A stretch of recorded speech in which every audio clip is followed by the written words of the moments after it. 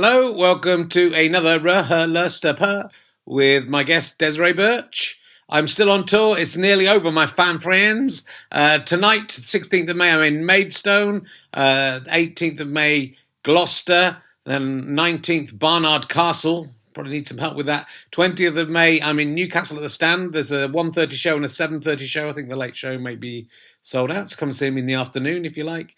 And then into the future, Hertford, Bishop Stortford, oh my goodness, Bristol on the 26th of May, which I think nearly sold out. Wales on the 27th of May is selling well. Then Aldershot, Bedford and Warwick, and then it's over.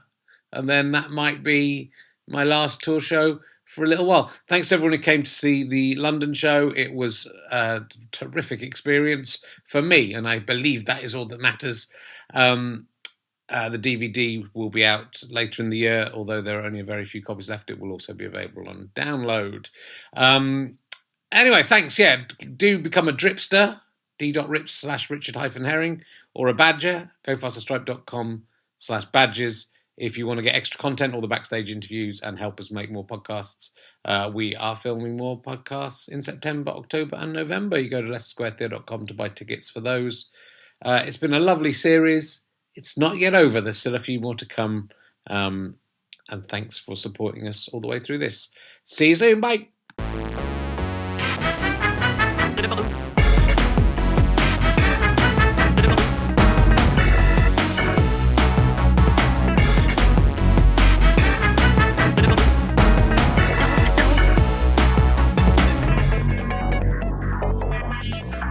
Ladies and gentlemen, welcome to the Leicester Square Theatre. Please welcome a man who's just used a biro in the dressing room, which someone else's spit came out of and leaked onto the page he was writing with.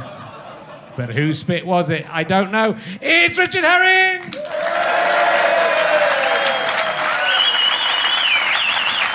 much. Hello! Welcome. Welcome to Richard Herring's Leicester Square Theatre podcast. I was hanging out with the lady from the Shake and Vac advert the other day, and I have a feeling I might have done it to her before. I was in this context. She doesn't even use Shake and Vac when she vacuums. She just vacuums like normally. I mean, why would you put more stuff on the floor?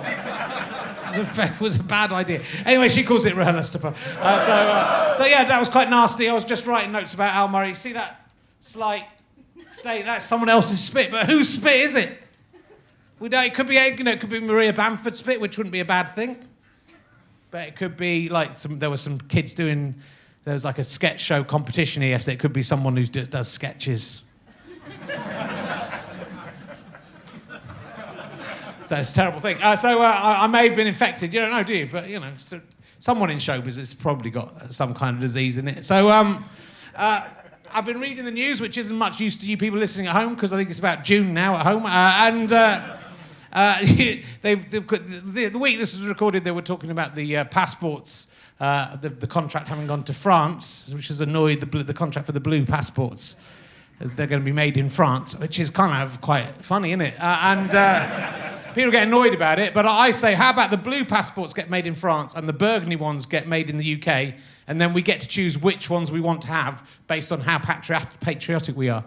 No, I know it'd be hard, wouldn't it? Do you want the blue one from France or the burgundy one from the UK? Or then all the UKIP people will explode and we can go back to being in Europe. So that'll be good. I've been very busy this week, and next week coming on the tour. I've been to Glasgow twice this week, and very lovely shows, both of them. I did John Moloney's.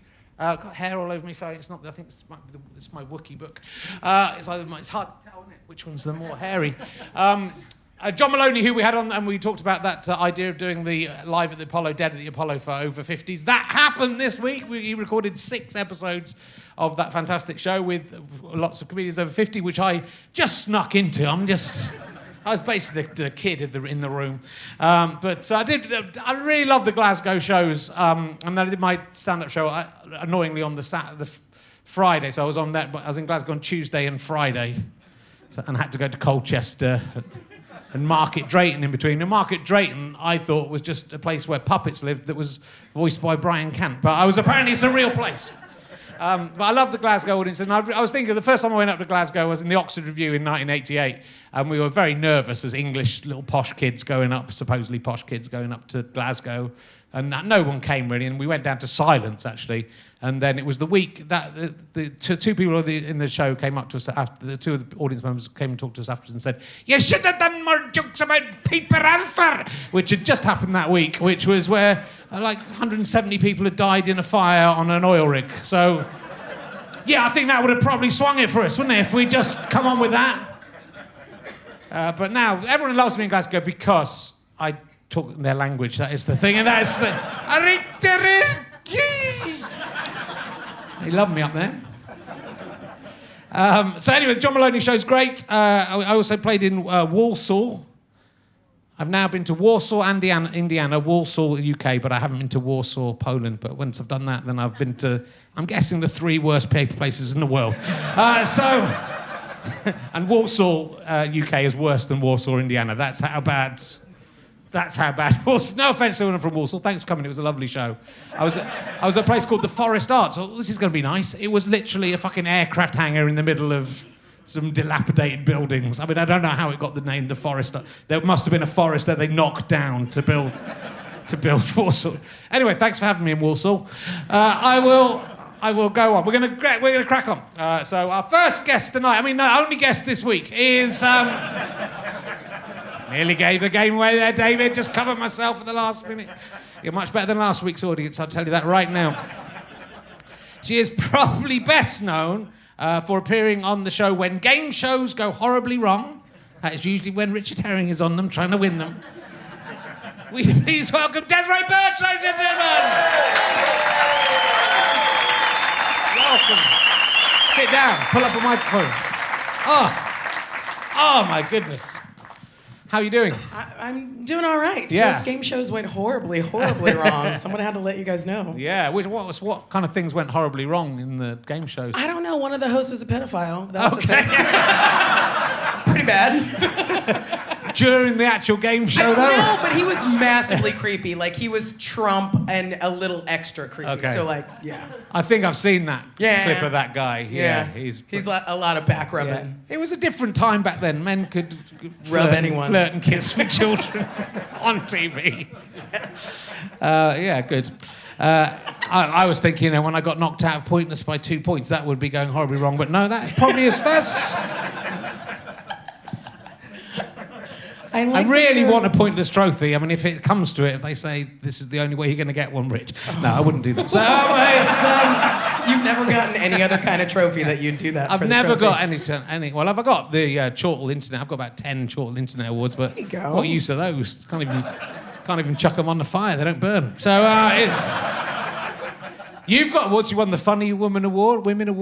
Yes, I did. A couple of years ago, 2015. Yeah. So let's hear your story a little bit. So you've come over from America. In America, you were doing a lot of theatre. Yeah. I still do theatre, but I was doing a lot more like one-woman shows, device theatre, that kind of stuff. Did some stand-up, but there are various ways not to get paid, especially when you're working as an artist in New York. I tried many of them, enjoyed doing that, and then moved over here. What brought you to the UK? Oh boy. No, we broke up recently. So did you? But we were together for like 3.5 years. It was like a legit relationship. But yes, that's the reason I moved. Because I was in New York, and I'd been there for so long. I was there for 13 years, and like somewhere around between like year 5 and 8, you start going like, I need to get out of here. Like, this is no kind of life. I need to get out of here. And you say that for at least 5 years before you do anything. And so it was just like this window opened, and I was like, I'm in love. Let's go do the thing I never left time to do because I was too busy working for cheap. So yeah. And so did you plan to come and work here? You sort of thought, let's see how the theatre and stand-up goes in the UK, or is this? Yeah. I had done Edinburgh a couple of times with a theater piece, and so I'd met people. I clearly enjoyed that sort of scenario. Like, I was just like, oh, everyone here goes and sees live theater and comedy and performance all the time. This is like a utopia. Let's go. And so when I met this person, I was like, like, okay, yeah, like, let's do it. Moved over, and then I had to figure out how to get a visa because I desperately did not want to get deported. Like, I think I saw Border Force on day 2, and I was like, oh no! Like, they pumped it in specifically because they knew where I was staying. So, did you grow up in California though? I did. Yeah. Yes. So, I saw you talking. We do some sort of TED talks and some NerdCon talks. Yeah. So I saw you talking about growing up, and you. So your background, you're saying you're quite middle class. Yeah. But not that well off. Yeah, no, so we were... Does middle class mean different in America? Yeah, I was confused when I got here because I was like, oh, this is middle class. And I was like, that person's fucking rich. Like, I don't know what you're talking about, middle class. Like, in America, everybody thinks they're middle class even though they're poor. Like, they can't admit or ever be told that they're poor because they're on their way. So there's like a wide bracket unless you know because you live in a certain area or it looks like something, you're poor. And so, you know, we moved to, especially in Southern California, there are all of these suburban towns that they just kept building tract homes in, and they all look exactly the same. And so if you moved out there at the right time, it was just, I mean, seriously, I go to the place where my mom lives now, and I'm at the traffic light, and there's like a Target there and a Walgreens there, and there's a tumbleweed going across the street. Like, that's how just raw and new everything is that they keep excavating and building there. So yeah, my parents moved to this, you know, town, this suburban town, like when I was 6 months old, out of Los Angeles, and that's where I grew up. Yeah, it was super, like, we were clearly the, like, black people on our block who were poor, but, like, we still, you know, like, yeah, grew up in a middle-class area. Yeah, because you were saying in one of the talks that you really want to learn the piano. Yeah, and your parents just laughed in your face. Yes, oh, absolutely. I mean, yeah, it was, I would say, after sort of white people, the next sort of majority was like East Asian, Korean, and Chinese predominantly. And so I went to school with a lot of kids who were like getting piano lessons from like the womb almost, you know? And so like everybody had this sort of ability to do music and that kind of thing. And I was like, I want to do that. I was, you know, one of these nerdy kids. So I hung out with other nerdy kids and I wanted to do like cool musical nerdy kid stuff. And they were just like, that's never happening. When did she ask for a piano? Like it was a running joke. Because I am middle class in a UK sense, although you know, my parents were teachers. We didn't have much. I did have piano lessons, and I really hated it. I didn't want to go, and it made me feel bad that I could have just sent my piano lessons to you. I hated it. I did piano lessons about 5 years and hated every second of it. But like, if there's a piano in a room, you can walk up to it and just go like, oh la la, no, and like everyone's like, no, oh. no, I can't, because I was terrible, and I didn't practice at all. If I managed to, I went in to the house once and I couldn't find the piano teacher, so I pretended that. And I didn't look that hard, and then I just went home and said they weren't there. They weren't there. Even though the door was wide open and I heard a faucet running. So it makes me feel, suddenly I look back and go, that was, you know, very ungrateful of me when you were there. Yeah, but I mean, you can't be anything but ungrateful when you're a kid. Because you just show up and you're like, I didn't ask to be here and you're not giving me what I want. And everything kind of sucks and I can't wait until I'm older. You know, at least that's the way I was. Like, I always thought, like, oh, I can't wait until I'm older and my life's my own and I get to do everything I want to do because that's what you think it is. Yeah. And then you grow up and you're just like, oh, I just want to look at clouds. And, you know, yeah, no time. It was cool being a kid, you know, and that is, it's a shame that you want to get away from it. I even feel like my 3-year-old's a bit like that. She seems to want to grow up and you go, no, this is good, enjoy it. Say poo more. I don't really need to encourage her. I mean, she can continue saying poo. She will, she does. She doesn't, she will. And you went to Yale. I did. Yeah. Yeah. And when you say that in America, everyone cheers. Ooh. No, I barely say it because the problem is, like, you know, like people go like, oh, where'd you go to college? And I was like, oh, yeah, you know, I was in Connecticut, or like I studied New Haven or whatever. And like people just sort of like leave it there because you don't want to be responsible for everything that means. Because as soon as you get something wrong, they're like, oh, Yale doesn't know the answer to this one. And you're like, dude, I'm a human being. I don't know that thing. Also, George W. Bush went to Yale, so like, let's keep the bar where, you know, let's make it fair. Right? I fancy he might have had some financial help from his family that you made. That I reckon he could have had piano lessons if he wanted to. I mean, whatever. He's painting all the time. I'm sure he did have piano lessons. I'm sure he's a regular Picasso when he's not being a war criminal. He liked to drink, didn't he? So he probably wouldn't have been able to play the piano. Well, let's have a look at some of your work. So you did one of your theatre shows, I think, was Tar Baby. Yes. So what was that about? So it's one of those things that, like, if you say it in America, everybody knows exactly what it's about. It's a show about race and capitalism in America. So it's like a very old timey racist term, Tar Baby. And I love taking things that people are like, well, you can't talk about that, and being like, fucking watch me. And so it was this interactive carnival of race and capitalism. So there are all these carnival-esque games, and I'm the barker, and it's all about the selling and the packaging of the narrative that supports racism. You know, the narratives that we continue to tell ourselves and our children about, you know, what is true about certain people, when ultimately those stories are made up so that people can make money hand over fist off of those people and feel good about it because they don't consider them to be, you know, people or equal to them in any way.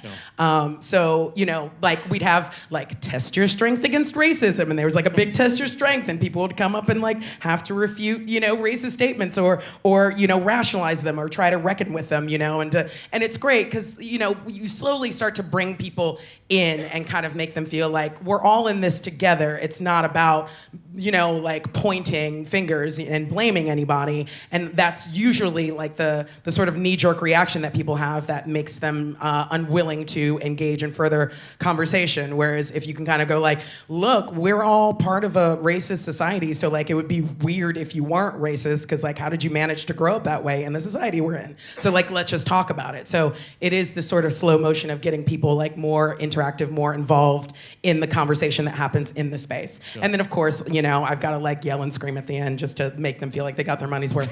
They're like, wow, that black lady sure got angry. Wow, that was important. We're gonna write them. Yeah. So anyway. Well, it's sort of astounding. It seems to be getting worse again in America, the racial tensions and the racial issues and racism. Let's just say that. In the president of the United States seems to be quite racist. Yes, exactly. Yes, and seems to represent a very outspoken contingent of people who feel emboldened by him. I think that. I mean, it is astounding in some ways that it's coming back, but it's not because it didn't go anywhere. No. I think it just seemed like it did. There were these like lovely veneers that we put on, but we actually didn't sort of change things that are at the root of these problems. Like for me, I felt like education is a big one. Not only like access to, you know, like adequate kind of education, but the way, you know, just simply the way the history books are constructed and the narratives that we tell ourselves about, you know, who's good and who's bad and why it all happened. And I feel like, you know, I definitely sat in a lot of classrooms as we were studying slavery, as you would do in an American classroom, because it's like the only history we have. Like, it's like that and like the Monroe Doctrine, and then like JFK got shot, and then it's like the rest of the, you know, Billy Joel song, you know, but like most of it is slavery, right? I guess that would have been a downer way to start that song. But like, you know, so it's, you know, I mean, I definitely sat in those classrooms, and, you know, there is this narrative, like, we don't hear any of their voices or about their humanity whatsoever. So it's just pictures of, like, people being beaten or swinging from trees, and then everyone in class is like, oh, that's you know, because I'm the other black kid in this advanced placement class, because I'm the one, you know? And there's nobody there to correct that narrative, because you've got a textbook that was issued from Texas that's like, well, look at all these cool white people did some stuff. Look on page 2, you know? And you know, I'm not trying to detract from the fact that those cool white people did do some cool stuff, but the fact of the matter is, like, America specifically, but I mean, honestly, the world has been built by lots of hands working really hard, you know, of various different colors, and it's important to not only, like, recognize that, but, like, tell narratives from another point of view, so that, you know, whatever, people who are kind of in power don't just think, well, we're in power because we're better, which is the sort of implied answer to that. Yeah, and America seems to be going insane. Yeah, well, I mean, we'd all love to think that this is that, you know, like you don't hit rock bottom until you stop digging, right? And so we'd like to think that, like, maybe we're hitting that and we have to make some actual profound real change, like we're getting down to the root. But I you know, every time I'm optimistic, it's short-lived. So yeah, I don't have good answers on that. Like, I think we are going crazy, but I don't know. There's too many damn people.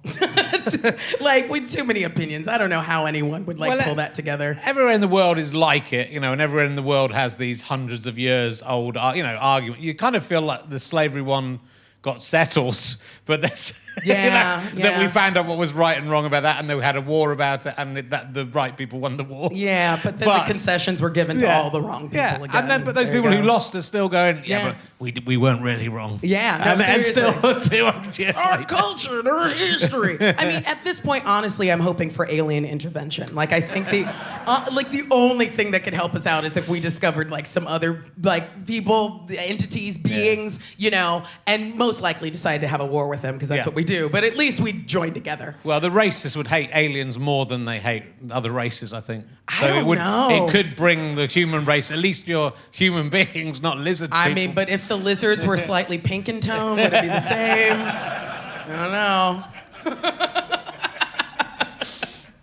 Well, it's we're not going to sort it out here. The gun thing is just crazy as well. But anyway, let's meet. It's not your fault. I'm not going to blame you. It's partly your fault. You should have done a bit more to stop it when you were there. I mean, I lunged. I tried. I just missed. And you do quite. There's a lot of sexuality in your work. Oh yeah, almost exclusively. Yeah. It's weird. But it's great because I found another country that's as hung up as the one I'm from, so just keep working that angle. There is. I think a lot of that is just stems from the fact that I didn't have it for so long. I was obsessed. Yeah. So you grew brought up as quite a few comedians, and I was brought up as a Christian. Yeah. And then you kind of rebel against that, and I was a sort of late developer as well in terms of. Getting interested in sex. Well, I was interested in sex. Yeah. But I was scared of it. Yes, exactly. There's the interest and then there's the fear. There was just a time where you're like, oh, guys are cool and stuff, but they're scary. They're, it's intense. And so, somebody was telling me about this study about how, teenage girls, when they're all screaming over boy bands and all that stuff, but it's their attractions or crushes tend to be on guys who seem safe, which is why we're always like, that guy seems like he might not be interested in you, girl, but it's because he seems okay, he's kind of my age or seems young like me, and he has some qualities that I can recognize physically, but he seems a little bit safer or, more softer somehow as opposed to just men, they just, when they get all craggy and you're just I don't know what, yeah. So I think I felt that way for quite some time. And also, whatever, I was just a chubby, nerdy kid. So I was just this is never gonna happen.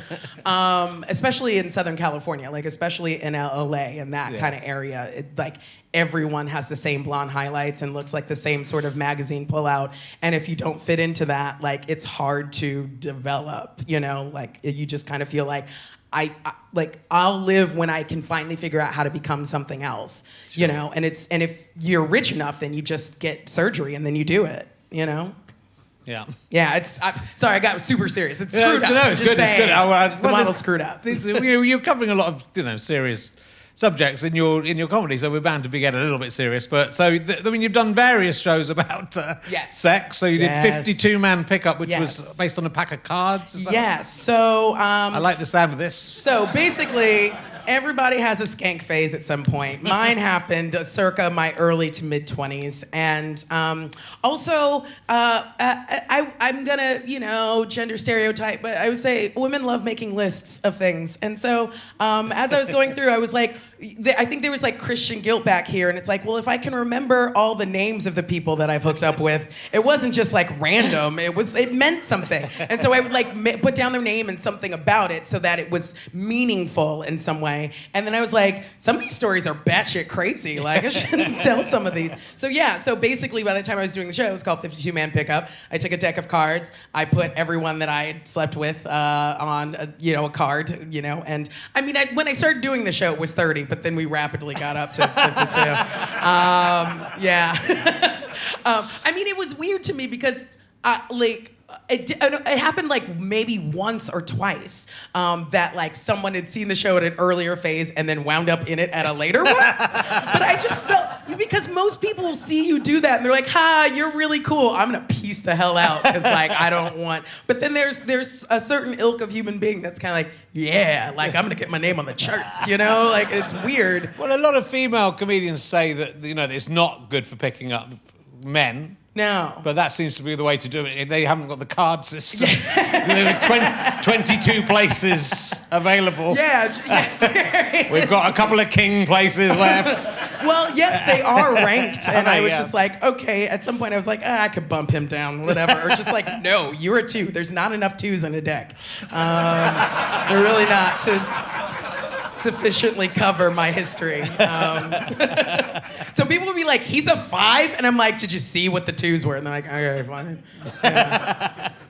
And around this time, you were working as a dominatrix as well, is that right? Yeah, I actually, this was before this time. I was,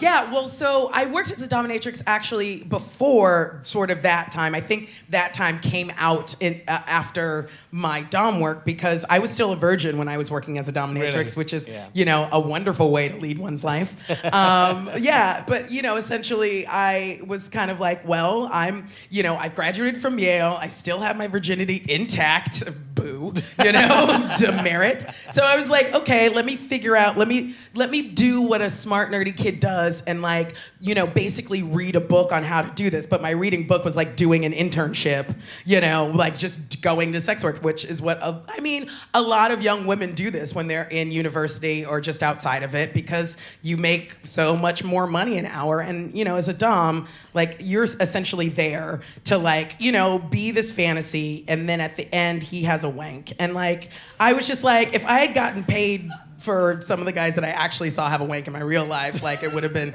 preferable. And so I was like, this is a good scenario, because a lot of times, you know, especially because there's so much emotional labor in being a woman, even if you aren't engaging in sex, there's like just dealing with the advances. And a lot of times it was like, if I were being paid to be in this scenario, I would understand what the rules were. Yeah. And in real life, nobody understands what the rules are. So it's nice to be in a place where it's like, I get what the rules are, and you know, whatever, seen that before. It's fine. So yeah, so I did that. It was wearing corsets and pleather and random stuff, because you have to buy your own costumes, and if you're broke and 23, you're just like, I don't know, let's go to Hot Topic and like pick out some, you know, pleather looking things, and it's fine, you know. And what kind of things did I'm a very vanilla person in a lot of ways, and I can't. You know, I'm sort of embarrassed about having sex at all, let alone I've got to be very drunk. And then if anyone asks you to dress up or play a role or anything, I'm too embarrassed to do that. Yeah, well, so this sounds like another level. It's easier if you don't know them, because, you know, essentially there is a power dynamic that is set up where, you know, even if you're 23 and he's 53, you're meant to be the one that's in charge, and he's like, you know, if he's does this a lot, then he kind of knows what he's coming in for and whatever. And if it's his first time, he's like freaking out, you know, so you just kind of come up in there and you like tell him what to do, and he kind of develops a bit of a persona, you know, and various things, you know, anywhere from like on the sort of soft core end is sort of like, you know, sensual dominance, which is like everybody I worked with was like, oh, boring, I just want to hit him. Because, you know, like sensual dom is like, you know, you're wearing like lingerie and you're being like very nurturing, and it's very like maternal, or like maybe they want to wear a diaper or something like that. And it's all that stuff, and I'm like, I don't want to hug this asshole, like we're not friends, you know? And then it goes all the way to like, you know, stuff that's, I mean, I never did sort of like needle play, but some people do that, you know, where it's, you know, piercing and sewing and things like that, where, you know, I'm just saying, some of your friends are paying, all right? So, or, you know, I mean, like, my personal favorite was CBT, which is a form of therapy, but not what you're thinking. It was cock and ball torture, which just, you know, is a bunch of clothespins or weights or tying it up or whatever. And I was amazed, because the thing is, like, for me, that was like a science experiment. You know, it's like, what can I do to this guy's junk, you know, before I've gone too far? And usually if they're into that, like, too far keeps getting pushed further and further and further. So like some of those things can take a beating. Like I was amazed because like I was going softer because I'm like, you do have 2 testicles in there. Like I don't want to. And he's like, no, step on it, kick it. It was just like, okay. But yeah, no, I in the most recent show that I did covered a lot of that too, and there were some spectacular ones. I stood on a man's neck once. Yeah, that's 20 stone on a human neck right there. Yeah, thank you very much. He had like a neck like a tree stump. Like he was one of those guys who was just like, and it was just veiny and whatever. But I was still like, this is crazy, and there's no insurance to cover any of this. So just 2 people in a room, me trying to survive a half hour, and him trying to like essentially just beat off. Like I didn't ever get that because I was like, you just paid money. And you're doing the freest thing anybody's ever. Okay, cool. Someone once tried to put a champagne bottle in my bottom. Was it corked or uncorked? It was uncorked. Empty? It was an empty champagne bottle. I didn't like it. I can imagine you might. I mean, like you didn't say I asked someone to put a champagne bottle in. You're like someone tried to. How does that work? You just running around going oh, and they're like come on, I'm so close. Just trying to sneak it in there when I wasn't paying attention. No sneaking anything on that. There's a security system. It'll go off immediately. You have to have permission to go in. Right, I'll ask you an emergency question because I've talked about my bottom. And it will, but look, it's opened up at that page that I did mention beforehand, so I'll ask you. This is, it's a neat segue. If you had to be anally violated by a popular chocolate bar, if you had to be, which chocolate bar would you like inserted in your anus? Like, was someone following me around, not like someone was on the volition of the chocolate bar? No, you'd be prepped and ready to go. Yes. Not like Snickers got freaky all of a sudden and decided to hop up there. I think... no, that's wrong. Okay. This is terrible because I can't think of what... I feel like a Twix is the right size. Okay. A single Twix or a double Twix? Yeah, a single Twix. I think you'd have to have both of them up there. Yeah, That's... Okay, yeah, fine. You might be able to, stick them together lengthways. Yes, right? And give them warm hand so that they mush and then... and become one. Just a very long Twix. Okay, sorry, I'm embarrassed to ask you that question. I love Twix, and now I will never think of them the same when I eat them. No one likes Twixes. No one loves them. Everyone just thinks they're all right, especially now. I love them. What is the strangest thing you've ever found in the embers of a bonfire? And I don't spend a lot of time around bonfires, so it's not like I've ever saw a torn off page of a nudie mag or something, some a picture of where the evidence is or something. No, I just feel like it's typically stuff where you're just that's a metal thing. Why did you try to burn a coat hanger or what? That doesn't make sense. Yeah. That's okay. Sadly, that's my chocolate nothing too awards. awesome. I could have burnt my chocolate woods. This is a new... Oh, no, hold on. I've had a new... Oh, it's on this page, that's fine. Why does your journal have a merkin on it? Because it's Chewbacca. It's based on Chewbacca. Oh, it's Chewie. Okay, cool. Chewbacca. What is the worst music you've ever had to have... that you've had on whilst having sex? Well, this isn't the worst, but it's the most memorable. Okay. Because whatever. You guys know, as far as Americans are concerned, any British person talking is a turn on. And so I definitely, when I was living in New York, had a couple of encounters with British men before I moved over. And this was one where, everything that, he's like a white dude. And, everything that came on, it was, brown sugar and all this stuff that I was just are you? And he was like, you're joking. Put on the music you like. And I was like, no, literally, I just downloaded this stuff, but it's just playing the most sort of patronizing soundtrack of all of the most exoticizing things that would come. And it was just, it's bad when you're listening specifically to what the music is. Yeah. And it was super distracting. Yeah, it's very off-putting. I was talking about it with Maria Bamford, I think I was talking about it with, someone played Enya's Sail Away when I was quite, and that's very difficult to have sex with. I was thinking the best song might be the Hokey Cokey, because at least that's instructions. Yeah. You don't put your right foot in, though. I mean, you can, but consent.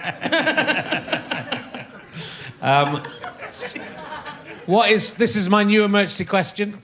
Are you ready? What is the most beautiful thing that you have ever destroyed? Oh. Yeah.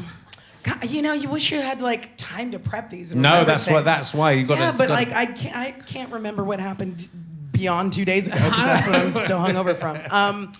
The most beautiful thing that I have. I find it I was thinking the reason this question came up. It wasn't a beautiful thing, but one of the most memorable days of my teenage years was me and my friends went up to Shipham Wood and we found like an old cottage that had fallen down and we just threw stones at it for the whole afternoon until it was really falling down even more. And it was but it was an exhilarating, wonderful day of vandalism. Yeah. But it was this probably 19th century woodsman's cottage we basically destroyed. But I feel at that point you probably feel like you are part of the sort of evolutionary process, just like like worms and maggots come and like eat the body and then it feeds the ground. You're like, this thing is about to be like, let's just fully consume and destroy it, and it's the circle of life. You were doing a good thing. I love spinning this shit. This isn't there's a better answer to this question. It's just not coming to me. But like the most immediate thing that I destroyed, it was only because it was funny. So I was with like some rich friends, because you go to Yale and you get some of those, and then they take you to places and don't make you pay. It's great. And they're like, you're really charming. I like made a whole life on being really funny and entertaining and broke. Sorry guys. And then them wanting me to come along anyway. But we were in, I want to say, like, they had some like house on a lake in Wisconsin, and there was a boat that they had, like a pontoon boat, like a tiny boat, and like they were from Texas, so like they would just come with coolers and coolers of beer and all the booze and be like, hey, we're drinking, we're gonna spin the boat around until we fall down or whatever, right? And so they had this game where they were like shooting this sort of firecracker thing, and that would explode and have like a little thing that would come down, and then the game was to try to go race the boat to catch the little parachuted thing, while you're drinking on a lake that's empty. So, like, I think that at some point, I'm standing there and, like, they're racing and I'm, like, trying to, like, get around to the other side of the table. But at the last moment, they make this sharp turn. And I do this very comical, like, Chris Farley, like, smash right through the table. Like, I mean, and everyone, so it's like they shift the boat really fast and suddenly it's just, like, smash. Like, something you would see on Saturday Night Live. Like, how did she just go through that? And everyone's like, are you okay? And I couldn't breathe for laughing so hard because it was so amazing. And I was just like, I just completely destroyed your boat. And they're like, it's fine, we're rich. And it was hilarious. So it wasn't like a beautiful thing, but it was like, I don't know, I just, destroying things is a sexy feeling. It is. It's like, that's Milton Satan feels the same. Only in destroying find I ease. Slightly bit educational. Only in destroying find I ease. That's what Satan says in Paradise Lost. Come on, kids. It's not all about bums and farts. Oh, I remember another thing. On the last day of college, senior year, my roommate, me, and his friend were super drunk. We had watched Streetcar Named Desire, and we destroyed all of the plates against the front of the building, going, "A man's home is his castle!" Smash! And just over and over again. Wow. And they were like, "We're afraid we can't renew your lease." And we're like, "We're leaving, bitches!" That was really satisfying. Yeah. Yeah. There's something great about, destruction. It's a weird thing. I mean, that's the problem with the world. It's much easier to destroy than it is to create. Yeah. And it's kind of satisfying. I'd quite like to smash the Mona Lisa. Yeah. Because, I'm never going to draw the Mona Lisa. So second best, be the bloke who smashed it up. Did a shit on it. That would be on the Wikipedia page, wouldn't it, of the Mona Lisa? The painting was finally destroyed by being smashed and defecated on by Richard Herring. I mean, would you smash it on a thing? Like, because I feel like I would just be like, want to pop my head through where her head is and be like, it's me! Like, that's how I would destroy it. I think it's quite small, though, the Mona Lisa. Oh, yeah. I bet it's like a little... When you go to look at it, it's up on the wall over there. Yeah. You're like, oh, yeah, it's that chick. Yeah. And I know what that looked like. I've seen it loads of times. Didn't need to go and queue up for 14 hours. Good. That was a very interesting story about the boat. I thought that's good. I'm going to keep that emergency question. That's It's great when you have to convince your audience to be interested in the thing. It's convincing me. I like to, when I do a new emergency question, I always try and big it up to myself. So you do as well as stand-up and as well as theatre stuff, you do these kind of TED Talk kind of, it's kind of inspirational. Yeah, I don't know. Speeches. People find me inspirational for some fucking reason.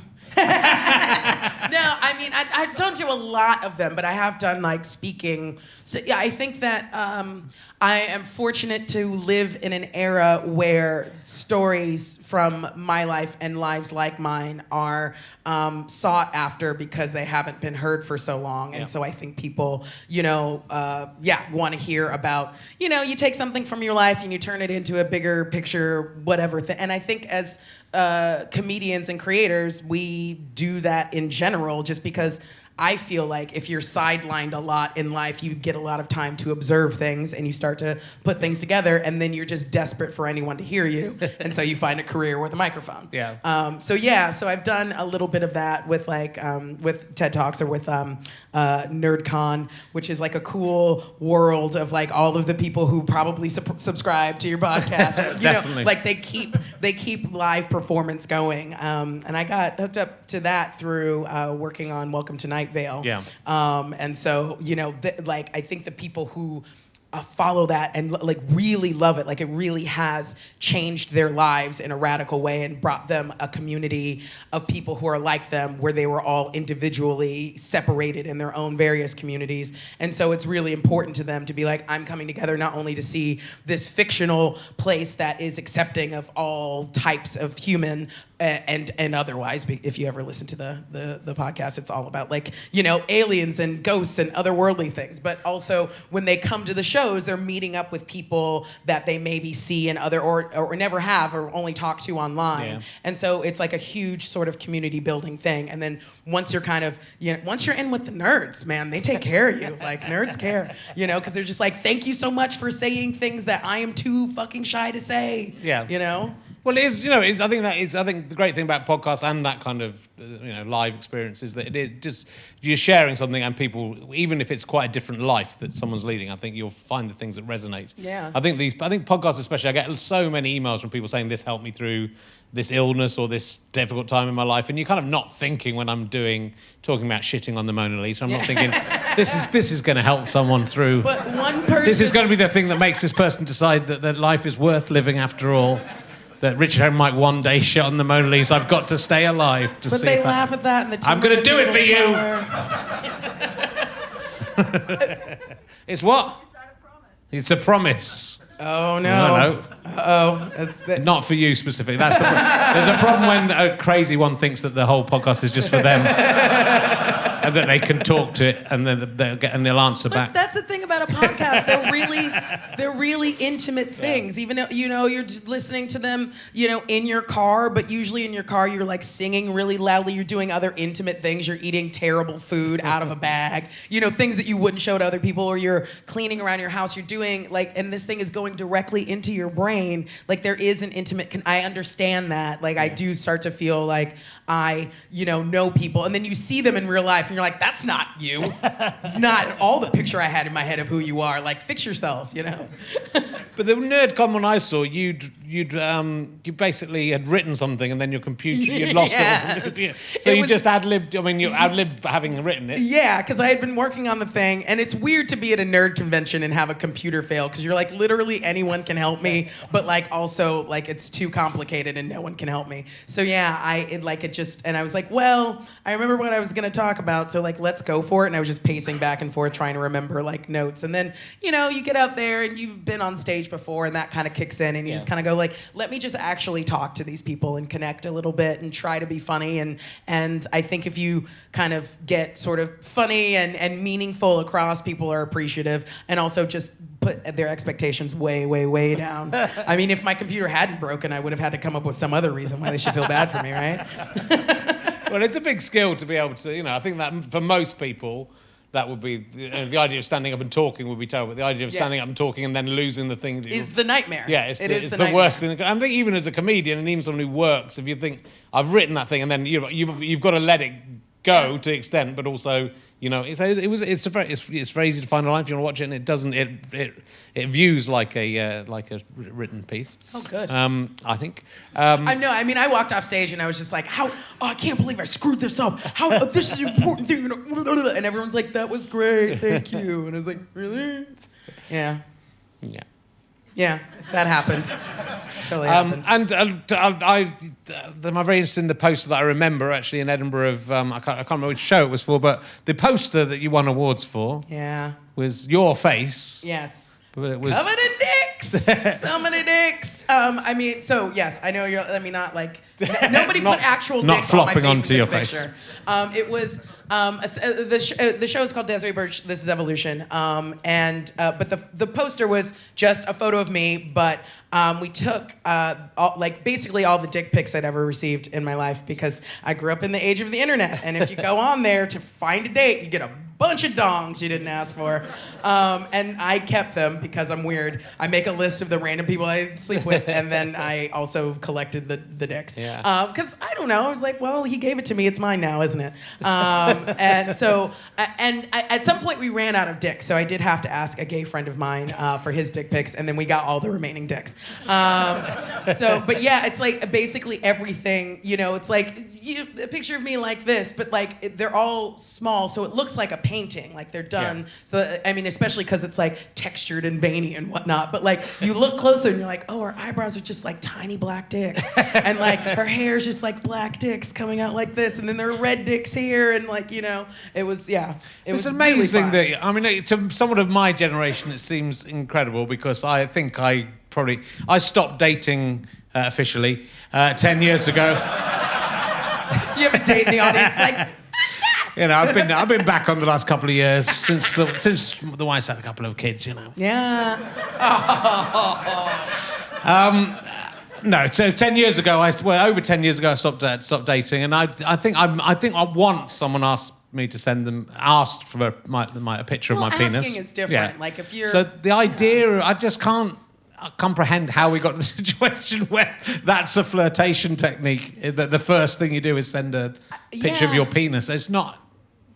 I mean, even if it's a really good penis, you're still going to go. It's not the prettiest party. Yeah, it's not the first thing you want to see. Although there's this whole movement now of taking like really lovely, photographically satisfying dick pics. Like these women got together and created a site of like how to make a good dick pic. You know, to talk about like lighting and angles and all of these various things to make your dick pics better. Because like if you're gonna go for it, like make it good. You know, like whatever. Throw some Instagram filters on there. You know, like make it classy. Because like sometimes you get them and it's just like. You just like look down with your phone and then took a picture of it like that, and it does look like a crime scene photo. Like there's a flash went off and the shadows are all weird. Yeah. Like I'd be tempted to like draw a face on it or something like that. Is that all right? I'm you probably wouldn't be the first. I didn't get I'm that sure one. I wouldn't. Probably. You're like, I'm certain of it. Actually, I've seen the evidence. But yeah, I mean, I've struggled with trying to figure out the psychology behind it too, because I imagine there is. You know, they say that men are more visual in their sexuality, so I think that like they see something and it turns them on, and they think that if they show something and someone else sees it, that will turn them on too. And if that person is another man, there's a much higher chance of that being true. But like women's attraction works in a different way. So, you know, unless she's asked for it because you're in the middle of like, oh, hey, I'm doing this, and like show me, you know, and you're doing that in real time, then it's just like, what the hell am I gonna do with that, you know? Yeah. Well, and also, like, when I was growing up, like, you had flashes, and that was the saddest, worst thing to be. And then this is just, like, lazy flashes. You can't even bother to buy a coat and go out. Yeah. But I think maybe also they have some insecurity in there, too, of just being like, hey, is this okay? Like, I do have a friend who's, like, has a male friend who has sent her several of his penis pictures to be like, what about this one? Is this one good? How's my dick? Like, and it's just... I mean, it's a combo vanity, insecurity sort of loop, you know? Yeah. And does it ever work? Does it work? Has that worked on you? Someone sending a picture of their penis and then you go, okay, yeah, let's go. Let's have a little go on that. I mean, I can't think of a time when I was like, I wasn't immediately like, wow. You know, I think it's only if you are under an understanding, like you've gotten to the place where both of you pretty much are sure that this is only going to be about sex. Yeah. And then you're kind of like, well, good. At least there's confirmation of what to. I think it's fine somewhere down the line, but it's the opening gambit Yeah. that I find. But it's people saying I've closed my direct messages on Twitter because you just get dick pics. Yeah. No one's ever sent me a picture of anything. Not even just of a kitten or something. Everyone tonight send him a dick pic. I don't think you can direct message me unless you follow me, unless I follow you. But still, you'll get plenty. Yeah. Just do them in open. I'd like to see a few, just to see. Twitter's going to shut it all down. I'm pretty sure mine's better than all of yours, is what I'm saying. So I'd like to see the evidence. I'd love to see your erect penis, David. You may have to find some photos from 10 or 15 years ago for that. Terrible. I mean, penises. It's interesting to me when penises age better than faces. Sometimes they age better and sometimes they age worse. Yeah. So he might have like a 23-year-old, stallion down there that's just been, it's been moisturized. He's nodding. He is nodding. See? It has been moisturized. Also, he works nuclear physics, so I reckon it's probably grown over, like just the radiation is probably. Because that's probably, that's where the nuclear stuff is, down that kind of level. It's on the table, right? And that's where, that's it's a like whole keeping new your phone cool in. porn version of Spider-Man. It is, and then you've got a web. Okay. And then people have to come in with the gloves on. Some people are like, some of your, you come with those gloves and then. I love this so much. The glove, there's a hole in the glove. Oh no! Been contaminated. Good, we're having a good time. So you do the MASH report. Yeah. Which is a fantastic show. I've been massively Yeah. It's great. And did I see you dress up as a white man on the MASH report? That's a thing that happened. Yeah. Yes. I was looking for it again and couldn't find it online anywhere. So I thought it might have been a weird dream I'd had. Interesting, Richard. Cool to know about you. Yeah, no, I did. It was, we interviewed a men's rights activist, and then, the ultimate gag was that, let's take a black woman who clearly is going to speak to a men's rights activist and not understand the plight of men, and particularly of white men and what their struggles are, and then walk around in his shoes as everybody does in investigative journalism. It's not enough to ask questions. No, I got to go out and get a suit and some outfits and whatever. So yeah, it was to do that whole let's really truly investigate this. So I did spend 3 hours in makeup getting spray painted and having glued wigs on and things to turn into this what I feel like passable white. Maybe British man, but they didn't have me do an accent, which is good because I can't. And then I just, walked around, tried to chat up women, tried to talk to, guys on the street and just be like, yeah, I mean, being a white guy, right? It's whew, so, it was. What I will say, the most fascinating thing to me was just one, I put on the trousers and I was like, what the fuck did they give you for pockets? They went all the way down to here. Women never get any pockets. They're it's gonna obstruct our view of your ass, so no pockets for you. And so I was just the pockets were so deep and I felt fine just sitting down like this everywhere I went and talking to everyone like this. And I was just this is I can see how this would psychologically start to evolve the way that I just acted all the time, just from having room to have possessions and just having space to air out my goodies to the world. It was just a sweet feeling, Yeah, it's interesting. I had a Hitler moustache for a year. Yes. So it was, similarly weird. So when you did that, you shaved your mustache and had a Hitler mustache. Mm-hmm. It wasn't a thing you could take on and off. It wasn't, because I felt like I had to have it for real. Otherwise it wasn't a valid experiment. Yeah. It was horrible. It was a horrible thing to do. I mean, for everyone. That. When I saw a video of you doing that, I wondered what your day-to-day was when the 23 hours you were not on stage doing that, what that was like. It was sort of, it was what I found quite interesting is that I didn't get much hassle. Or most people avoided me. Sometimes people laughed at me. But I just felt like I was being judged all the time. And as a white man, I've never walked down the street worrying about people. It was really interesting. So I kind of got this, I felt felt at any moment I could be physically attacked. Yeah. Just for the way I looked, which Yeah. again, it could happen for various other reasons, but not because I'm a white man. Because there's someone seen me walking around with a Hitler moustache and wants to kill me. But no, so yeah, so it was very psychologically weird, and I was always delighted when I had the chance to get rid of it.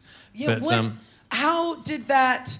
Did you find that feeling like I mean, I guess it's fair to say social pariah. Like, did you feel like that status upped your resentment or anger more? Like, did it get, it's kind of like character work. Did it go outside in? Did you feel like a little bit more like me against the world when you were wearing that for a year? Yeah, I felt like it did change the way I felt like I was being, I fit in, even though people weren't necessarily giving me that information. I felt it. So. And I think correctly, but you don't know. You don't know how anyone else feels in their life, so you don't know, and you don't know how people are judging. I think people mainly thought I was I just looked insane, I think, because I didn't have Hitler hair, I just had a Hitler moustache. So the worst thing that happened was a white van man on Shepherd's Bush Green at midnight said, "Well done, mate, you're a man after my own heart." Oh. Which, as if he was just a little bit braver, he'd be walking around dressed as Hitler. But it was absolutely chilling. That was really upsetting. Yeah, of course. But otherwise, it was just it was that. It made you feel.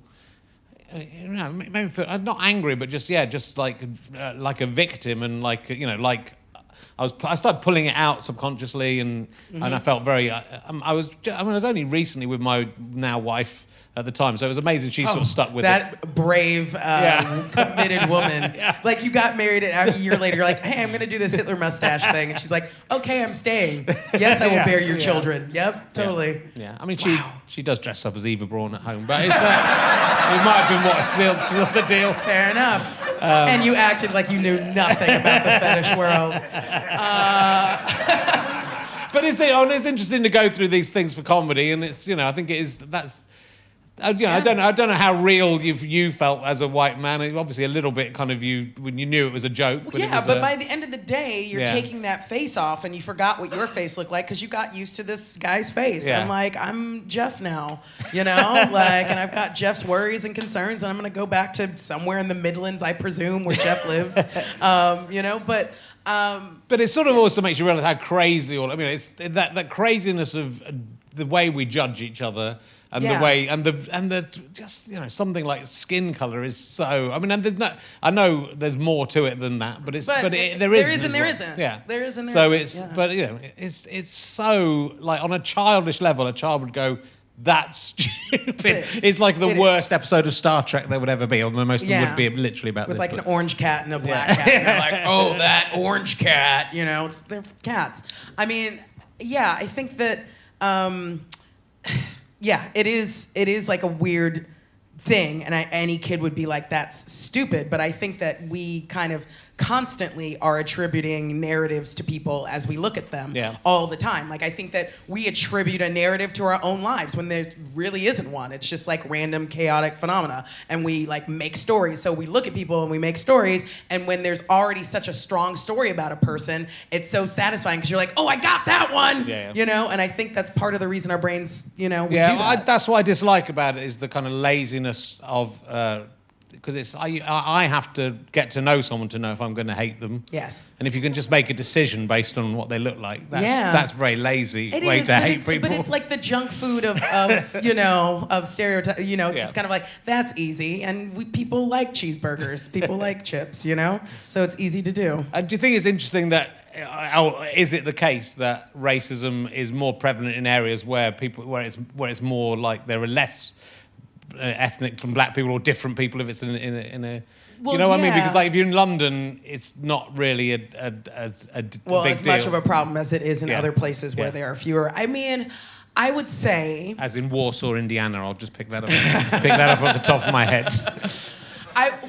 Okay, so yes and no. Like, yes, I think that when your only exposure to a person is through media, whether it's news or film or television, you're definitely getting a skewed, biased perspective. And then when you meet those people, you come to them with all of the baggage of stuff that they never gave you. And so I think that the sort of ignorance aspect of racism is stronger there. But then I think also sometimes, especially in cities, you know, like you're pressed up against these people, and yes, that makes you get to understand and know them more, but also you always hate the person who's right here. You know what I mean? Like you always hate, like the country always hates the country that's just there. You know, and you realize nobody else in the world can tell you guys apart. And they're like, yeah, but we hate them. Yeah. You know, so I think there's also a level of, you know, the proximity, especially in times of economic crisis, really does bring out a lot more racism that you wouldn't expect, like these days, you know? Yeah.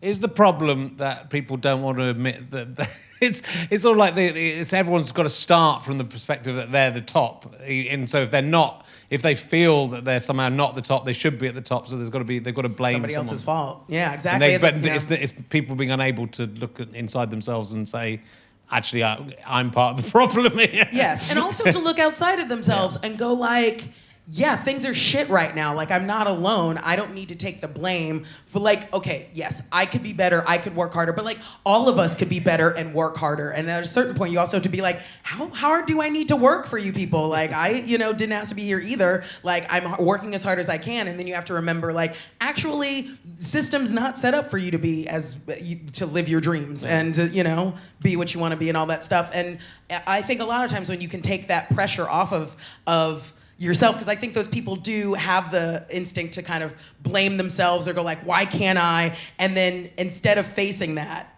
like, reality and looking into themselves and go like, why can't I? They go like, it must be someone else's fault, because they can't look at things that they can change about themselves, and so they blame. Yeah, it's interesting to say someone like Trump, and in the UK, like someone like Jacob Rees-Mogg, or Nigel Farage, that like people would look at them and go, they're going to be the person that helps me out, rather than looking at those rich people and going, these guys are the problem. That the Trump supporters. I think I just mentioned Trump in a tweet this week, and very vaguely, and like 4 or 5 people from America searching for Trump got in touch with me to tell me I was a libtard. Etc. But they obviously respect him so much, but they're not able to say this guy is stealing money and is clearly a criminal. I wonder how much they respect him as much more than like he represents them very intimately, and so they identify in some way, and so they feel like they're being attacked constantly, and so they have to defend themselves. I mean, I don't know. I just don't understand how anyone can respect him. And that's not just me being a libtard. I'm just like, he is a bold-faced liar. Like, he lies all of the time. Yeah. At some point, how can you respect that? How can you excuse that many lies unless you're in an abusive relationship, which is maybe what's happening to all of these people, is that they, Yeah. But it's for me that he would never for a second says he's done anything wrong, right? So any human being in any situation, he never admits he's made a mistake. He never admits he's culpable for anything. He's always the best in every situation. Yeah. The worst thing, the thing for me that really, amongst many of the things, but the thing when he was arguing all that time about the size of his inauguration crowd, it's like we can see that people didn't. Why is that so important to you? The fact that you've got to tell that lie. We can see it's not big. It doesn't even that matter because your people couldn't have got across to Washington anyway. It's not important. So why does it care? Why do you care so much? But for someone to never say, actually, I was wrong. It was wrong of me to have sex with a porn star when my wife just had a child, or whatever. You would at least go, well, there's a little bit of humanity. But that's the epitome of childishness, right? Like, you become an adult, like, not only when your body matures, but like when you screw up something you can't unscrew up, and you have to take accountability for that thing. And as long as you can be just continue to lie and say like, oh, I never did that, I never whatever, the people who follow him want to be him. They're like, like he's like the Fonz, and like everything he does is cool. He is like the Fonz. And he's Teflon, and he never gets caught for anything, and he has sex with porn stars, and he's rich, and he gets whatever he wants. And I think that they see him as some kind of a role model, he's what they could be if they were just the cool guy in high school. And I really think it's that simplistic, sadly. It's interesting. Well, and for all the Trump fans at home, I don't like any of the other... Jeremy Corbyn's a dick as well. You happy? Oh, no, now the Corbyn fans are going to come and have a go at me. Paddy Ashdown's rubbish. Yeah, I've got it covered now. You saw Maria Bamford's show last week? I did. I had her on the podcast last week. She's dope. What an amazing woman she is. Yeah. Did you hang out with her? Do you know her? I met her once in 2009 in New York at a club. She was really awesome and very just sort of gracious and down to earth and all of that wonderful stuff. And I feel like when people are really talented, they can be kind because they're not like afraid of people finding them out, you know? Yeah, she is. I mean, out of everyone I've had on here, who's like a big star, she is like the most down to earth person. Yeah. She was very, very nice. Was her stand-up show any good? Her stand-up show was great. I mean, she talks about mental illness in her work a lot, but like, you know, in that show in particular, she talked about, you know, like being like committed at some point. So like, I think, yes, when you are in a place when you're in a hospital gown, you know, like that has been issued by a county and like you've been sort of locked up to protect yourself, like you're as down to earth as you can possibly get, you know, like I think that life experience will make you realize to always be humble. And I tried to see your show in Edinburgh last year, and you were on a bus. I was on a bus, and I couldn't get in because you it were was sold a bus. Yeah, and the bus was full. You did very well. But are you doing Edinburgh again 2018? Yes, I am. Well, just so you know, I'm doing that show at Soho Theatre in a couple of weeks. So if you really want to come, you still could. I can. I'm on tour myself around the country, so I might not be able to. I would love. One of these days when you're not in Glasgow, stop by. We'll look into it. You might be able to. I'm owed a date night with my. It's nearly my wedding anniversary as we're recording this, so maybe we'll come as a wedding anniversary. I mean, yeah, but that's only living another year. I don't think they can congratulate me for and persuading him to stay with me. Living another, yes, exactly. After the way I am. 365 days of just keeping her. She hasn't heard any of this series of podcast yet, so after this might be the last. She stayed with you during Hitler Mustache. She did, I think she's solid on that. But I will be going to Edinburgh this year. And by the time this comes out, I will have figured out the title of my show and what it's about. But I've still. And you're going to be in a bus, or are you going to be in a proper? I'm going to be at the Monkey Barrel. Yes. So like, you know, right off of the Mile, like actually in a club that exists there. Because last year everyone's like, I mean, the bus is cool, but you can't do this again. Like there's people lined out in the rain outside of a bus. Like this is depressing. You can't do this anymore. And I was like, okay, fine. Because if I had my druthers, I would do the bus again. It's a great comedy venue. Yeah. It is really, it's intimate. It's perfect. You have this much space on stage with you and a microphone, and everyone's sitting here, and it's like a fireside chat, but it's on a bus. So it's like people just come in and feel like anything could happen, and it's wild. And that's the kind of audience I want to have at a show. And it self-filters out the douches. Like people who go there and walk around with 2 beers, like, this doesn't seem very good. I'm like, great, I don't want you at my show. Don't come. You know, so it was a perfect venue. I highly recommend it if you're a comic. Play a bus. Good idea. And I haven't seen you live, but I've seen lots of your stuff online, and it's fucking awesome. So do check out Desiree. Ladies and gentlemen, Desiree Burch! Thank you so much. We'll be back next week with Al Murray. Don't move. Sit there till next week.